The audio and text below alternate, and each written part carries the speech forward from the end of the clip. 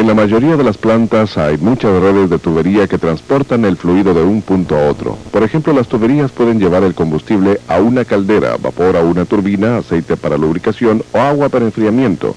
Y para mantener las condiciones de funcionamiento correctas, es importante que se sepa exactamente qué cantidad de estos fluidos hay. Los dispositivos instalados en estas redes de tubería para medir el flujo del fluido se llaman fluxómetros o medidores de flujo. Como técnicos de instrumentos, parte de su trabajo será la instalación, calibración y reparación de estos fluxómetros. Pero antes de aprender estas técnicas, es importante que sepan cómo funcionan. En este programa veremos algunos de los tipos de fluxómetros comunes y veremos cómo estos miden el flujo. Existen dos grandes clasificaciones de fluxómetros. Los que miden el flujo directamente, fluxómetros directos, y los que miden el flujo indirectamente o fluxómetros indirectos. Veamos más detenidamente lo que significan estos términos. Este es un ejemplo de un fluxómetro directo. A medida que el fluido pasa por este medidor, se separa físicamente en cantidades específicas, se cuenta y se pasa al resto del sistema de tubería. El medidor solamente tiene que saber cuántas veces cuenta la cantidad conocida para poder medir el flujo a través de la tubería. El principio fundamental que emplean los fluxómetros directos para medir el flujo se llama desplazamiento positivo. El desplazamiento positivo es como si midiéramos la cantidad de líquido en este balde, sacándola taza por taza. Como sabemos cuánto líquido contiene cada taza, si llevamos la cuenta de cuántas tazas son necesarias para desocupar el balde, sabremos cuánto líquido contenía el balde. Como ven, el desplazamiento positivo significa que medimos una cantidad de líquido de tal manera que ninguna cantidad individual se pueda contar dos veces. Al medir y contar cantidades específicas de líquido, los fluxómetros directos miden el flujo total. Y flujo total, como recordarán, es la cantidad de líquido total que pasa por determinado punto. Por ejemplo, aquí tenemos una ilustración de un tubo que se utiliza para proporcionar líquido a un sistema de la planta. Si quisiéramos medir la cantidad total de líquido que fluye a este sistema, podríamos instalar un fluxómetro directo en este tubo y medir la cantidad total de líquido que pasa por este punto en el tubo, es decir, el flujo total. Entonces, después de un tiempo podemos regresar y revisar el fluxómetro para ver cuánto líquido ha pasado al sistema. Este medidor ahora indica que han pasado 6.000 galones por este punto en el tubo. Mientras que los fluxómetros directos determinan el flujo total al medir cantidades del líquido, los fluxómetros indirectos miden una característica o aspecto físico del flujo, como la velocidad, presión o nivel, y luego convierte esta medida en un caudal de flujo. Como recordarán, el caudal es una medida de cantidad por tiempo, es decir, es la cantidad de líquido que pasa por determinado punto en un tiempo específico. Por ejemplo, si necesitamos saber la cantidad de fluido que está pasando ahora por este punto en la tubería, podemos instalar un fluxómetro indirecto. Este fluxómetro indica que hay 100 galones por minuto que están pasando por este punto en el tubo. No sabemos cuántos galones han pasado durante la última hora, pero sabemos que en este momento hay 100 galones pasando por ahí. Como dijimos, para que el fluxómetro indirecto indique el caudal, tiene que percibir algún aspecto o característica física del flujo y luego interpretar esta medida para indicar el caudal. Por ejemplo, este medidor percibe la presión del fluido que está pasando por este tubo, de modo que, aunque este fluxómetro indica el caudal, tiene que detectar una característica física del flujo para poder indicarlo. Por consiguiente, está midiendo el caudal indirectamente.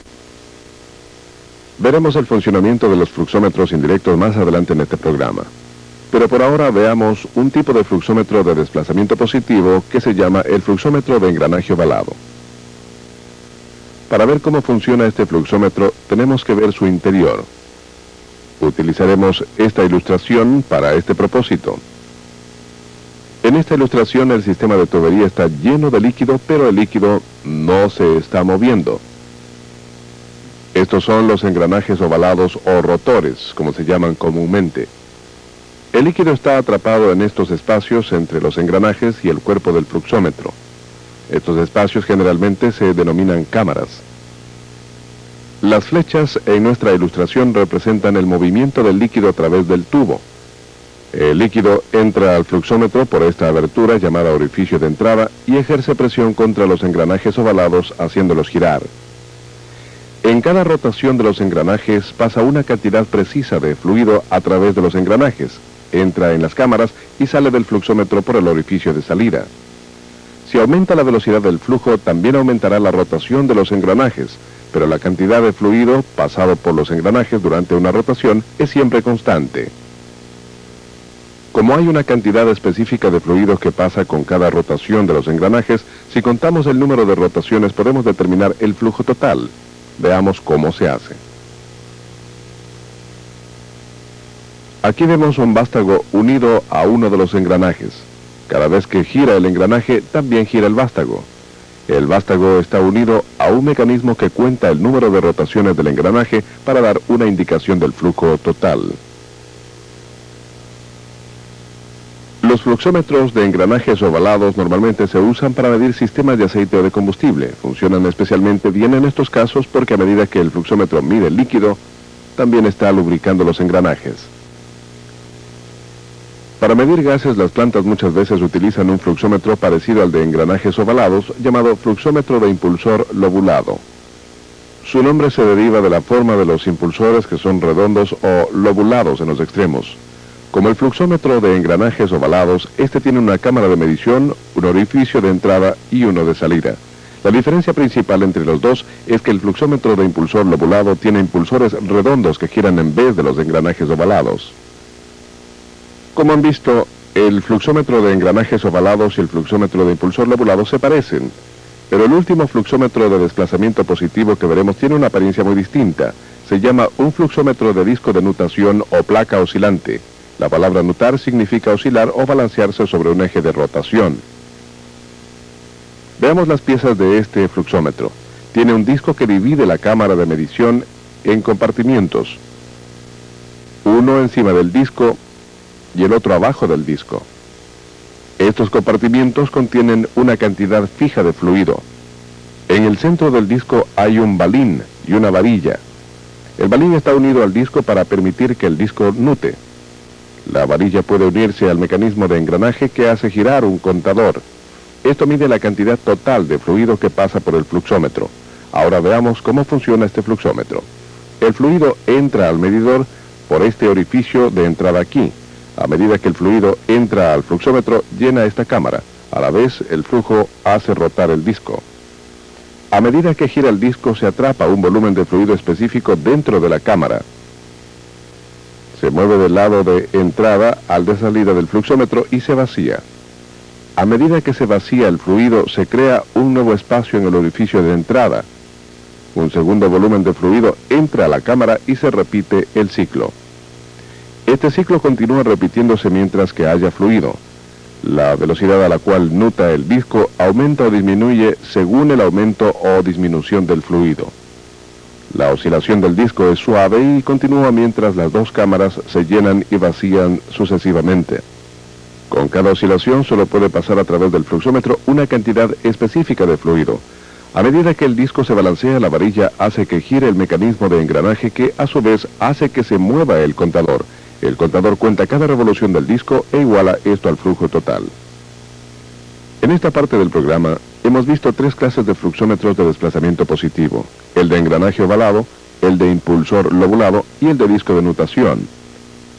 Básicamente, la diferencia esencial entre los diversos tipos de fluxómetros de desplazamiento positivo está en la forma en que separan el flujo en cantidades específicas para indicar el flujo total.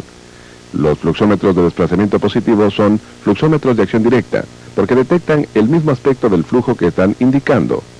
Detectan el flujo total para dar una indicación del flujo total.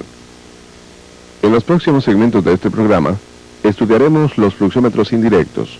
Veremos cómo perciben un aspecto del flujo, tal como nivel o presión, para luego convertir esos aspectos a una indicación de caudal.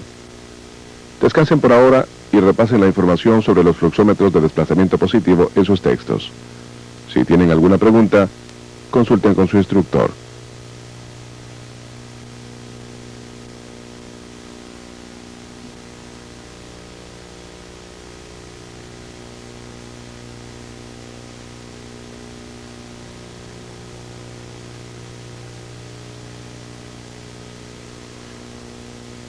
Los fluxómetros indirectos miden una característica física del fluido que pueden relacionarse al caudal del flujo. En esta parte del programa veremos unos fluxómetros indirectos para ver cómo están construidos y cómo funcionan para dar una indicación del caudal. El primer fluxómetro que veremos se llama un rotámetro. La acción del rotámetro es muy sencilla. El fluido entra al fondo del rotámetro a través del orificio de entrada, sube por el tubo, haciendo que el flotador se mueva hacia arriba o hacia abajo dentro del tubo. El fluido sale del rotámetro por el orificio de salida en la parte superior. Este rotámetro tiene que instalarse en posición vertical para que funcione correctamente y el flotador pueda subir y bajar. Como podemos ver, si vemos una ilustración del rotámetro, el tubo es ahuesado, de manera que es angosto en la parte de abajo y ancho en la de arriba. Hay dispositivos retenedores en la parte superior y la inferior del tubo para impedir que el flotador se salga del tubo.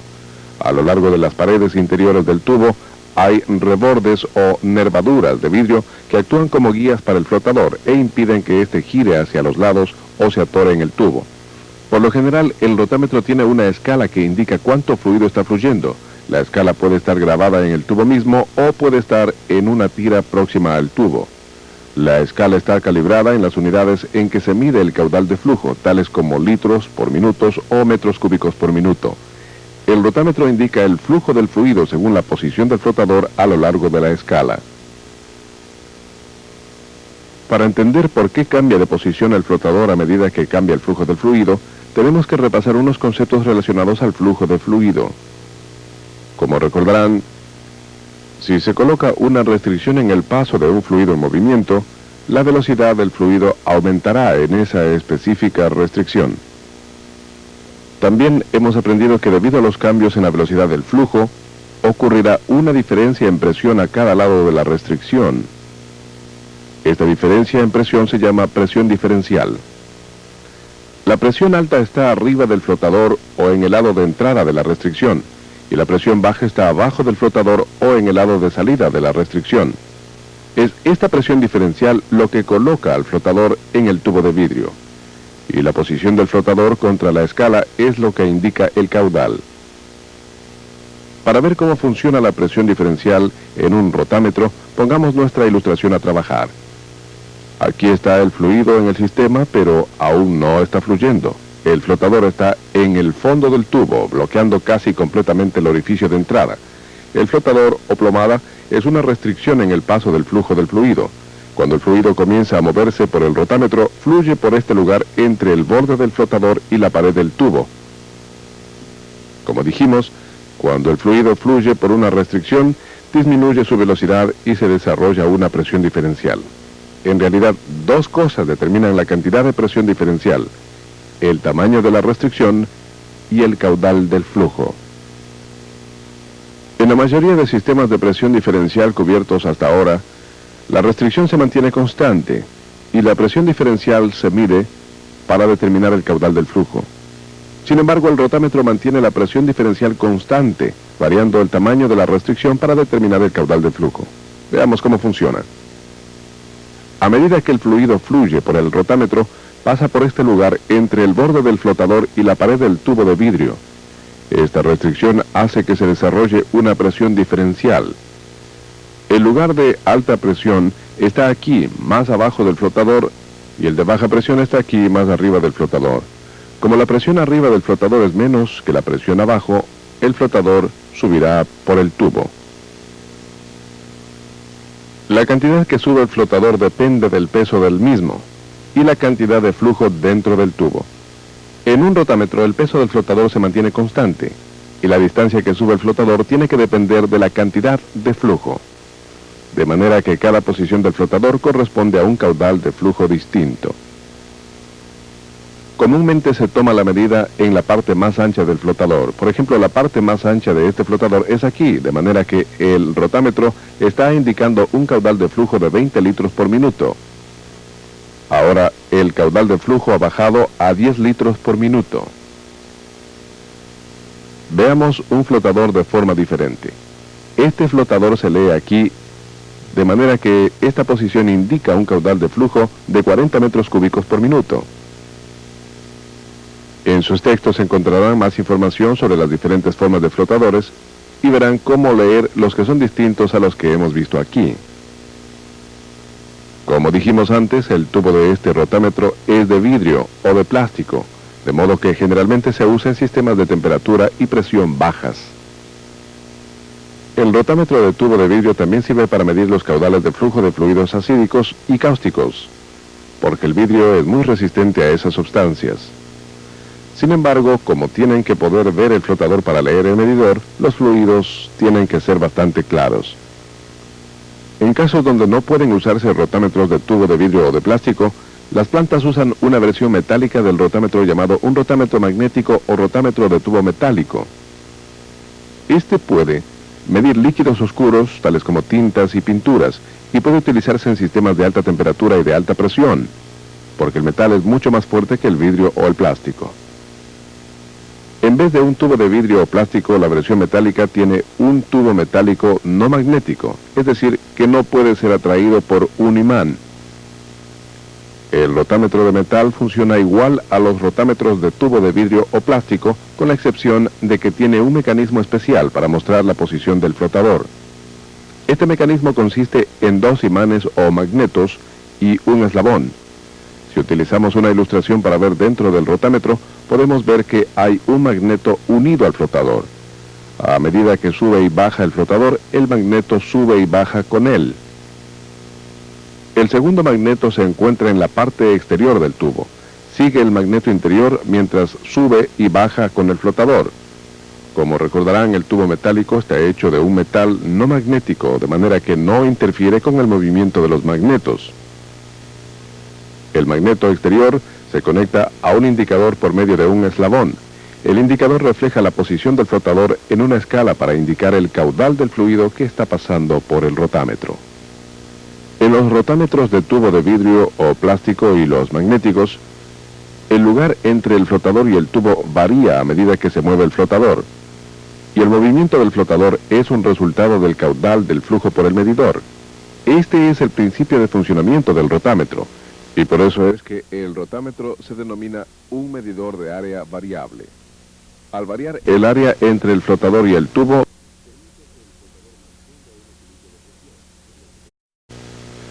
cuando los sistemas tienen temperaturas o presiones que son demasiado altas para los rotámetros metálicos, las plantas generalmente utilizan otra clase de medidor de área variable, llamado un medidor de cilindro y pistón.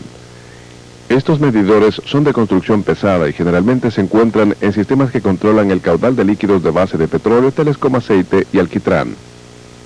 Para averiguar cómo funciona este medidor, veamos su interior. Aquí está el orificio de entrada del medidor y aquí está el de salida. El cuerpo del medidor consta de un cilindro que tiene agujeros en el lado de salida y un pistón que se mantiene en su lugar por un resorte. Cuando no hay flujo a través del medidor, el pistón bloquea los agujeros del cilindro. Observen lo que ocurre a medida que comienza a moverse el fluido. El fluido fluye por el orificio de entrada y llena la cámara del cilindro. Para salir del medidor, el fluido tiene que empujar el pistón más hacia arriba en el cilindro y luego salir por los agujeros descubiertos y por el orificio de salida del medidor. Al exponer más o menos el área de los agujeros, este medidor está reaccionando al flujo de fluido igual que el rotámetro, es decir, tiene un área que varía según el caudal de flujo. La diferencia es que aquí la restricción es un pistón en vez de un flotador. En caudales bajos, como vemos aquí, el fluido no tiene que ejercer mucha presión hacia arriba para superar la fuerza del resorte que está reteniendo el pistón. Y a caudales bajos, el fluido solamente necesita exponer una pequeña proporción de agujeros para que pase el fluido. Sin embargo, a medida que aumenta el caudal del flujo, el fluido necesita un área mayor de los agujeros. Más presión se acumula debajo del pistón y lo empuja más hacia arriba para descubrir un área mayor de los agujeros del cilindro. La cantidad que sube el pistón en el cilindro depende del caudal de flujo. Cuanto mayor sea el caudal, más alto subirá el pistón. El medidor de cilindro y pistón utiliza la posición del pistón para indicar el caudal de flujo. Veamos cómo se hace esto. Normalmente hay una varilla conectada a la parte superior del pistón. En el otro extremo, en el exterior del medidor, hay un indicador y una escala que proporciona una indicación visual del caudal de flujo que pasa a través del medidor. Como la cantidad de agujeros descubiertos varían según el caudal de flujo, el medidor de cilindro y pistón se conoce como un medidor de área variable. El medidor de cilindro y pistón y el rotámetro que vimos anteriormente son fluxómetros indirectos, porque indican el caudal de flujo mediante reacciones a los cambios en las presiones creadas por el flujo. Veremos otro tipo de dispositivo medidor de flujo indirecto en esta parte del programa. Este se encuentra en los canales abiertos de las instalaciones de tratamiento de basura en la mayoría de las plantas. El canal abierto es un pasaje para el líquido que no encierra el líquido completamente. Las plantas generalmente usan grandes cantidades de agua para diversos procesos. Después de utilizarla, esta agua se trata o limpia y se transporta en un canal abierto hasta un río o lago. Para supervisar este flujo, los canales abiertos se construyen con dispositivos como este que vemos aquí. Este dispositivo normalmente se llama un vertedero. El vertedero es esencialmente una represa con un corte o abertura en su parte superior. Este recorte reduce el flujo del fluido sobre la represa a un área conocida. En otras palabras, el corte es una restricción específica del flujo. Puede emplearse para medir el caudal en canales grandes o en un canal pequeño como el nuestro. Observemos detenidamente para ver cómo se utilizan los vertederos para medir el flujo de fluido. El fluido entra aquí, por este orificio de entrada, entra a esta caja llamada caja vertedera. El fluido sube en la caja vertedera hasta que puede salir por este orificio llamado un corte de vertedero. El fluido subirá hasta que puede salir a la misma velocidad con la que entra. A medida que aumenta el caudal en el vertedero, sube el nivel de fluido en la caja y más fluido puede salir por el corte del vertedero. El concepto detrás de este dispositivo es sencillo. Para cada caudal de flujo, el fluido subirá a un nivel específico. Esto se debe a la relación del nivel del líquido al área de flujo por el corte. Si el caudal aumenta, también aumenta el nivel. Y si disminuye el caudal de flujo, disminuye el nivel. El caudal de flujo puede averiguarse solamente con medir el nivel de fluido en esta caja vertedera. Este vertedero emplea un flotador unido a un mecanismo de medición para señalar el nivel de fluido en el vertedor. El mecanismo se calibra de tal modo que la posición del flotador corresponda al caudal correcto del fluido. El vertedero que acabamos de ver es un ejemplo de cómo puede controlarse el flujo en un canal abierto. Otros vertedores pueden tener un mecanismo ligeramente distinto para detectar el nivel de fluido en el vertedero o pueden tener un corte distinto. Este vertedero tiene deflectores, que son placas metálicas colocadas de manera que rápidamente puedan reducir la turbulencia del fluido que entra en la caja vertedera. Esto permite que se utilicen cajas vertederas más pequeñas cuando hay espacio limitado. El principio de funcionamiento del vertedero es el mismo. Su flotador percibe el nivel de fluido y el nivel se convierte a un caudal de flujo. Como saben, este es un método indirecto de medir el caudal de flujo. En la próxima parte de este programa, veremos algunos medidores indirectos que perciben la velocidad del flujo para indicar el caudal. Pero por ahora, tomen unos momentos para repasar el material sobre medidores indirectos en sus textos. Si tienen alguna pregunta, consulten con su instructor.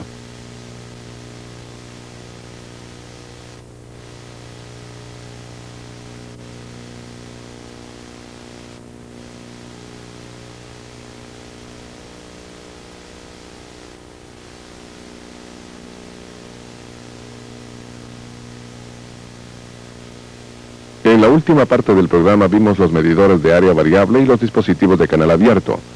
Los medidores de área variable, tales como los rotámetros y los medidores de cilindro y pistón, reaccionan a cambios en la presión creados por el flujo para obtener el caudal de flujo. Los dispositivos de canal abierto indican el caudal al percibir el nivel del fluido en una caja vertedera.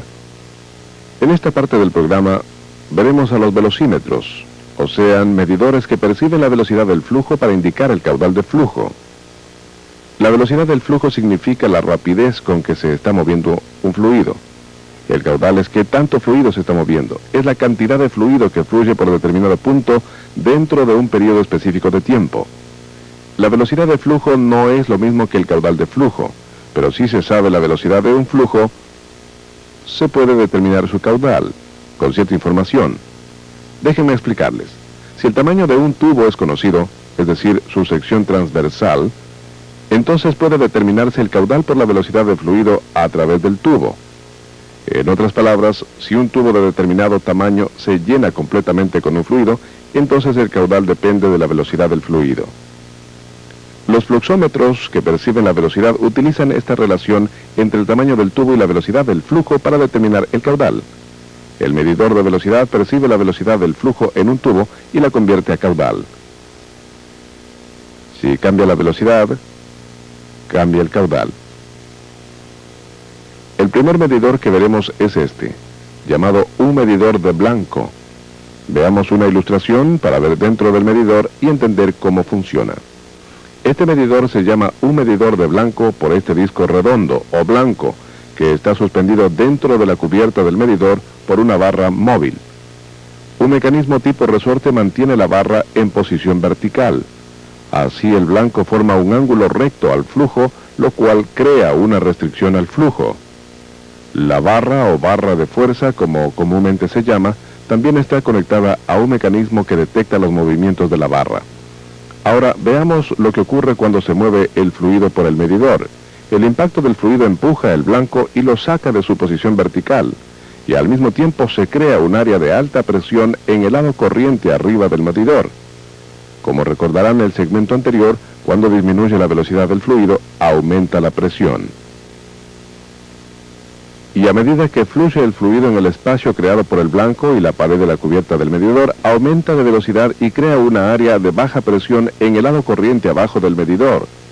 La presión de impacto creada por el fluido sobre la superficie del blanco, y en menor grado, la presión diferencial a través del blanco hacen que el blanco y la barra de fuerza superen la tensión del mecanismo que los mantiene en posición vertical. El blanco se mueve corriente abajo. Entre más rápida sea la velocidad del flujo, mayor será la presión de impacto y más lejos se moverá el blanco.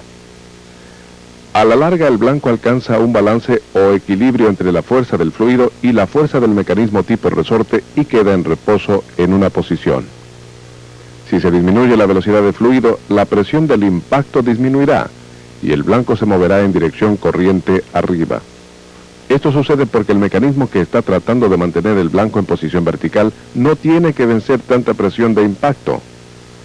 Para cada velocidad particular del fluido, el blanco y la barra de fuerza se mueven a una distancia específica. Un mecanismo sujeto al otro extremo de la barra de fuerza reacciona al movimiento de esta y utiliza dicho movimiento para proporcionar una indicación del caudal de flujo.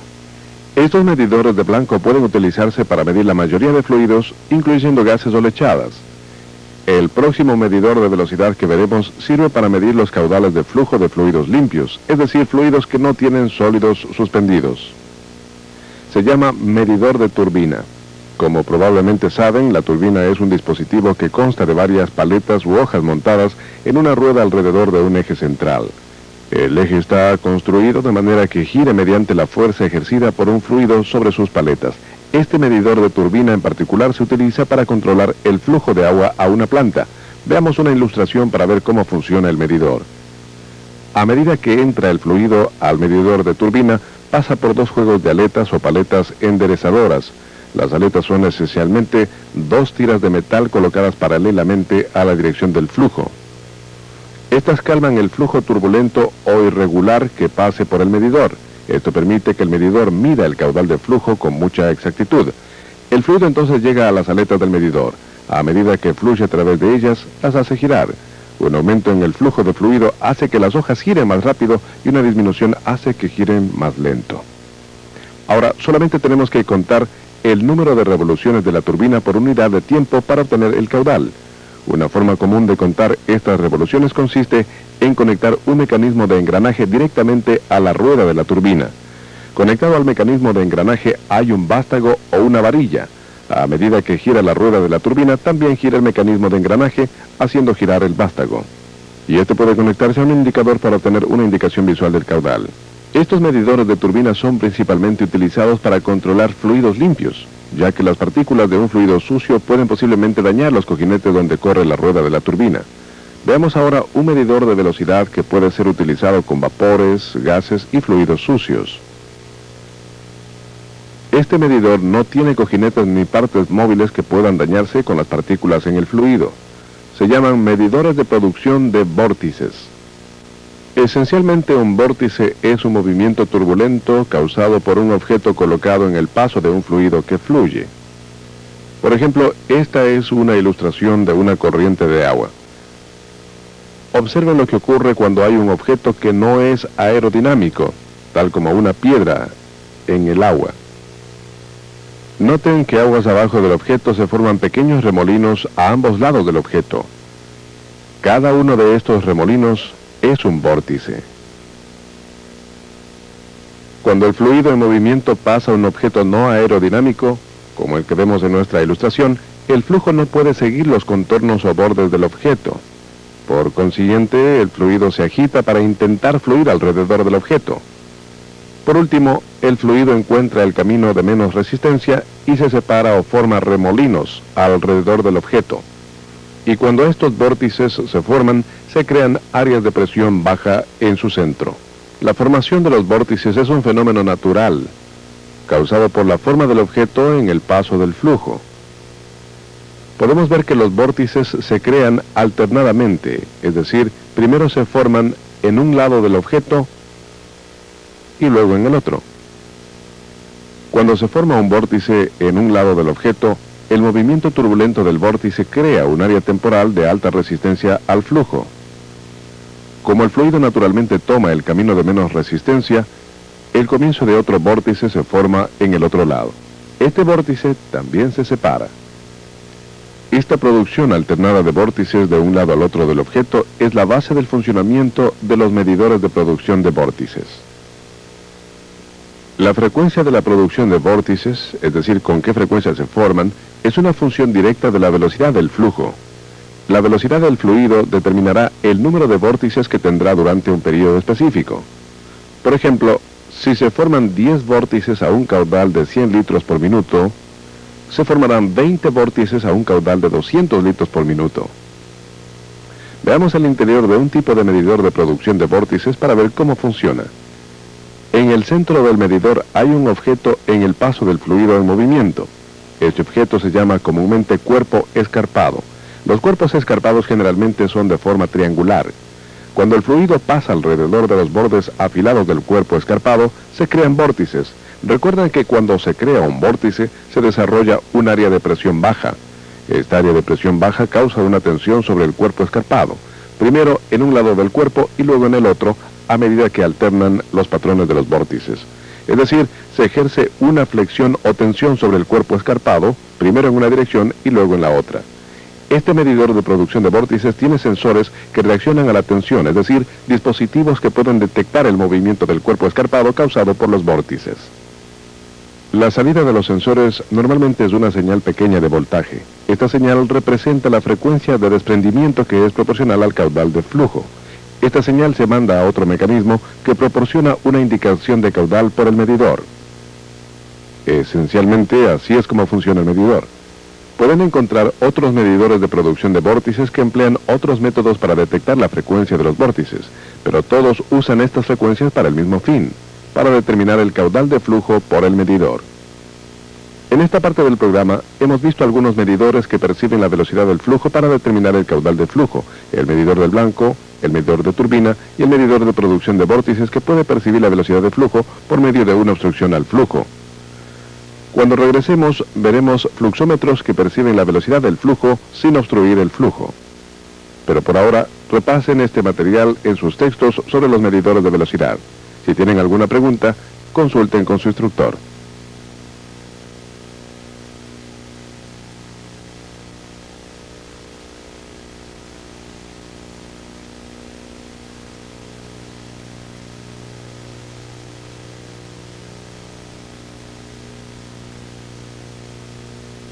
En el último segmento de este programa vimos unos fluxómetros que indican el caudal de flujo mediante la velocidad del fluido.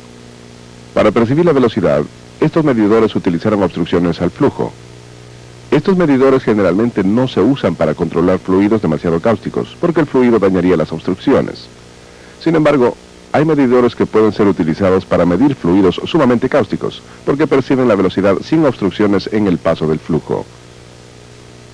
En esta parte de nuestro programa, veremos unos fluxómetros que no necesitan obstrucciones para percibir la velocidad del flujo. Veremos cómo la perciben para obtener el caudal de flujo. El primer medidor que veremos se llama un fluxómetro electromagnético, o magmetro, dicho más corto. El magmetro funciona bajo el principio de inducción electromagnética. Este principio dice que si un conductor eléctrico se mueve a través de un campo magnético a ángulos rectos al campo, se induce un voltaje en el conductor.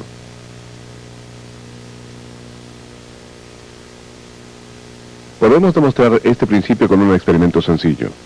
De acuerdo con el principio, necesitamos tres cosas para inducir un voltaje: un conductor, un campo magnético y un movimiento relativo entre los dos. Aquí tengo un magmetro para proporcionar el campo magnético. Este carrete de alambre de cobre será nuestro conductor. El carrete está conectado a dos alambres de este galvanómetro, que es un dispositivo que puede medir el voltaje inducido en el carrete. Ahora observen el galvanómetro mientras paso el carrete por el campo magnético del magmetro. El movimiento del indicador del galvanómetro muestra que se está induciendo un voltaje en el carrete. Este voltaje se debe al movimiento entre el conductor y el campo magnético. Ahora vean lo que ocurre cuando muevo el carrete más rápido a través del campo. El indicador muestra que estamos induciendo un voltaje aún mayor. Esto presenta otro punto importante. Entre más rápido sea el movimiento en el conductor, más alto será el voltaje producido. Relacionemos este principio al magmetro. El magmetro sirve para medir el voltaje inducido cuando un flujo conductor pasa a través del cuerpo del medidor. El cuerpo del medidor consiste en un tubo con un conjunto de bobinas sujetas al exterior del tubo. Estas bobinas crean un campo magnético. En el tubo también se encuentran dos postes metálicos o electrodos. Estos electrodos completan el circuito entre el fluido conductor y un dispositivo que indica la intensidad del voltaje inducido. El tubo está forrado con un material no conductor para asegurar que el voltaje generado en el fluido sea transportado por los electrodos y que no se despide a través del tubo. Ahora veamos lo que ocurre cuando el fluido se mueve por el medidor. Como el carrete en la demostración, el fluido es un conductor. A medida que fluye por el medidor, pasa por el campo magnético.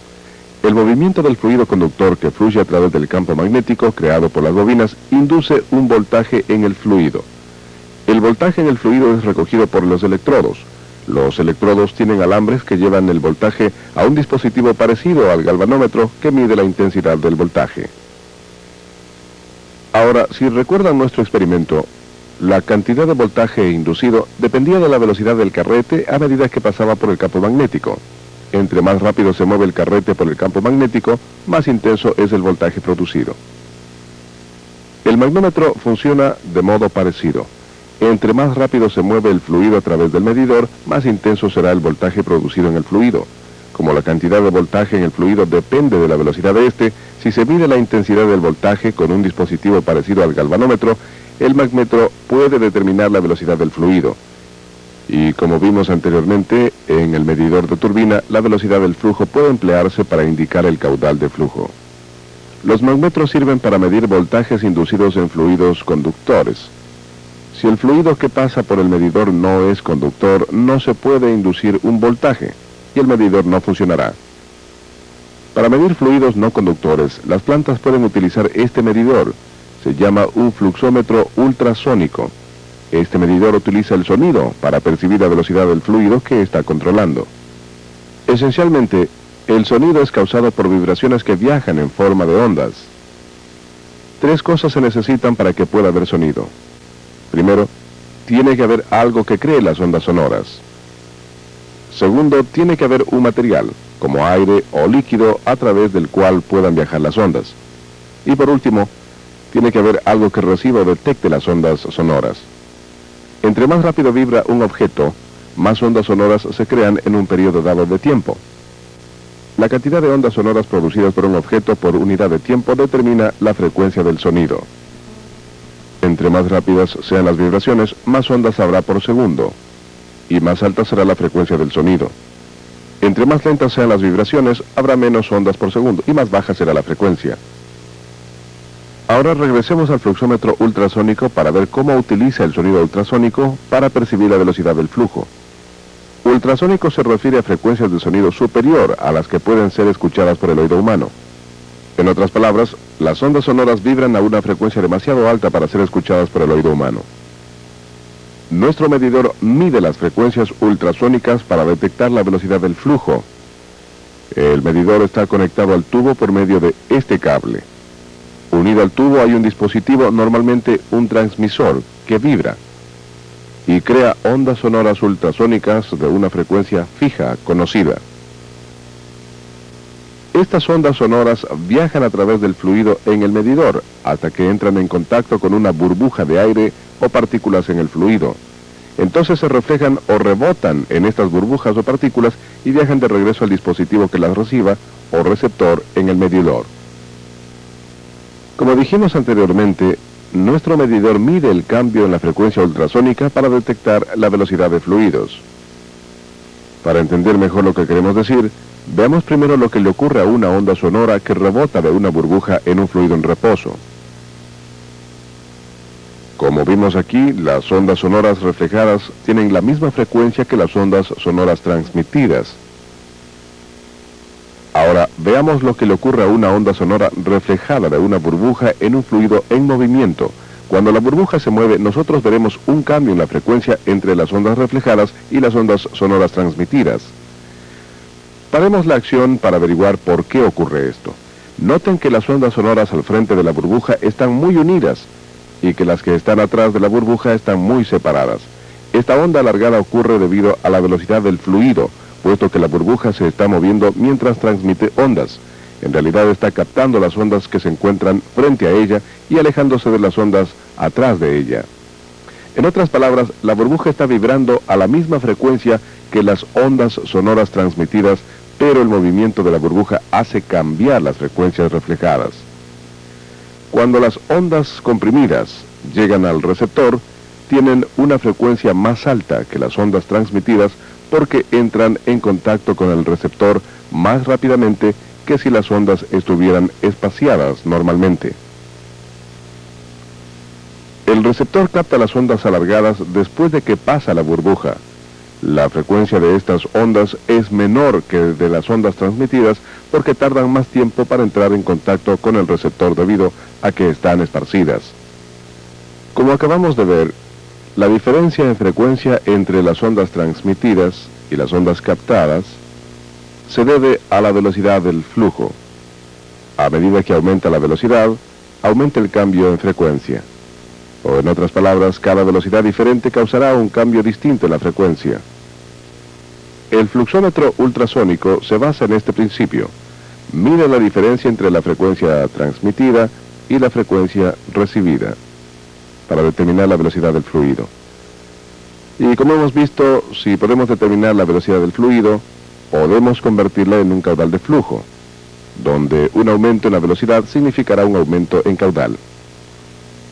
Esencialmente, lo que hace el medidor es tomar la onda sonora captada y compararla electrónicamente con la onda sonora del transmisor.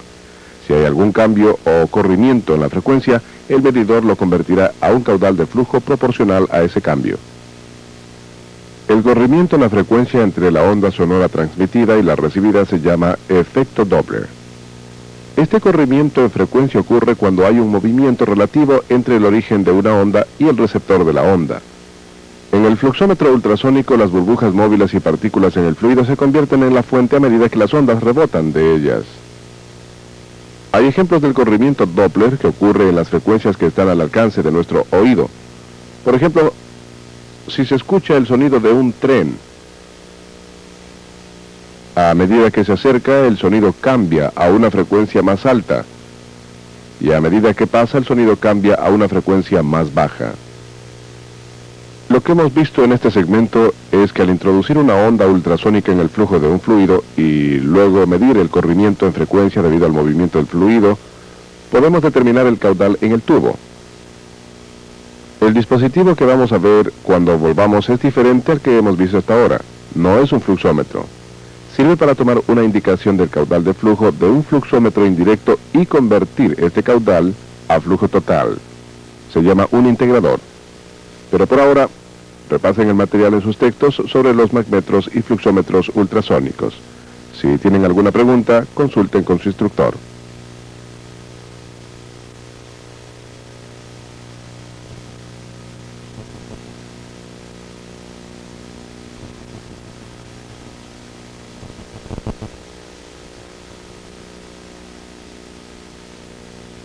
Los medidores indirectos que hemos visto durante este programa miden el caudal de flujo. Es una medida de cantidad por tiempo, es decir, la cantidad de flujo que pasa por determinado punto durante un periodo específico de tiempo.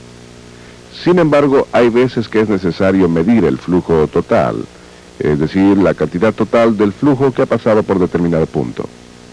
Por ejemplo, este tubo está suministrando combustible a una caldera. Para controlar el proceso podríamos supervisar el caudal del combustible con un medidor indirecto. Este medidor está indicando un caudal de flujo de 7 galones por hora. Esta señal del caudal también podría ser enviada a un registrador de manera que se pueda tener un registro permanente. También reflejaría el caudal de flujo. También puede ser necesario saber el flujo total del combustible que va a la caldera para calcular la eficiencia de la caldera o para saber la cantidad total de combustible que se ha empleado. En esta parte del programa vamos a ver un dispositivo que puede determinar el flujo total por medio de la señal de un medidor indirecto que mide el caudal de flujo. Este dispositivo se llama un integrador, o mecánica que representa un caudal y convertirla a una medida de flujo total. Veamos cómo se hace esto. Esto parece un registro común. Recibe una señal de un fluxómetro en la planta para tener un registro permanente del caudal. Aquí en esta gráfica. Pero si vemos más de cerca, también podemos ver un contador que da una indicación de flujo total. Si miramos dentro de este registrador, podemos ver que está acoplado a un integrador. Este es un ejemplo de un integrador mecánico. Utiliza la indicación del caudal del registrador y la convierte a una medida de flujo total. Veamos cómo se hace esto.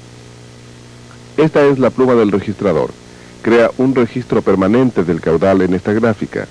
La pluma está conectada al integrador por medio de una conexión mecánica. Así es como el integrador recibe la señal del caudal de flujo. El integrador convierte esa señal a flujo total y luego indica el flujo total aquí, en este contador. Utilizaremos una ilustración para ver cómo convierte el integrador una señal de caudal a una indicación de flujo total. La conexión mecánica que lleva la señal del caudal del registrador está conectada a un extremo de esta palanca. En el otro lado de la palanca hay un rodillo que está montado sobre esta leva. Un motor gira esta leva a una velocidad constante y el rodillo sigue los movimientos de la leva. Montado en el centro de esta palanca hay un brazo de metal llamado trinquete. El lugar donde reposa el trinquete sobre la palanca se llama pasador de amarre. Frente a la leva se encuentra una rueda dentada llamada rueda de desagüe. Esta rueda puede girar a la misma velocidad que la leva o puede pararse su rotación bloqueando el trinquete con los dientes de la rueda. Hay una conexión que conecta la rueda de desagüe al contador encima del integrador. Este contador indica flujo total. Siempre que el trinquete detiene la rotación de una rueda de desagüe, el contador gira. Está calibrado de manera que cada vez que efectúa una revolución completa refleja cierta cantidad de flujo. Cuando el trinquete suelta la rueda de desagüe, la rueda comienza a girar otra vez y el contador deja de avanzar. Ahora, examinemos por qué el trinquete traba o destraba la rueda.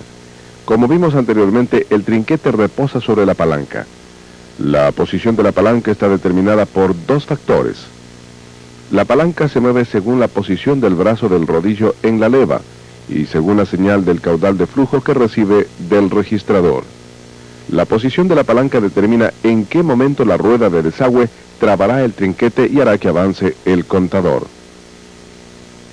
El integrador está hecho de manera que el trinquete enganche en la rueda de desagüe un porcentaje determinado de cada rotación de la leva. El porcentaje de enganche de la rueda lo determina el porcentaje del caudal máximo de fluido representado por el caudal real. Explicaré esto un poco más. Digamos que un sistema tiene un caudal máximo de 80 litros por minuto. Si el fluxómetro indica 40 litros por minuto, el sistema está operando al 50% del caudal máximo de fluido. En este caso, el trinquete trabará la rueda de desagüe al 50% de todas las rotaciones de la leva. Si el caudal aumenta a 60 litros por minuto, el sistema opera al 75% del caudal máximo y el trinquete trabará la rueda de desagüe en el 75% de las rotaciones. Como recordarán, cuando la rueda está parada, el contador está girando. En efecto, el medidor está multiplicando los caudales distintos por el tiempo que duran y sumando continuamente los resultados para llevar la cuenta del flujo total. Reunamos toda esta información ahora y veamos cómo determina el flujo total el integrador. El registrador está indicando un caudal de flujo del 80%. Este caudal se transmite a través de la conexión a la palanca del integrador. La señal del registrador y el movimiento del rodillo de la leva hacen que la palanca se mueva. Y es la posición de la palanca lo que determina si el trinquete enganchará la rueda de desagüe. Puesto que el caudal del fluido es de 80%, el trinquete traba la rueda 80% de las rotaciones de la leva y por consiguiente el contador avanza 80% de la rotación de la leva.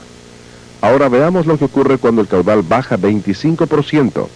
La palanca se mueve a una nueva posición, haciendo que el trinquete enganche la rueda 25% de las rotaciones de la leva.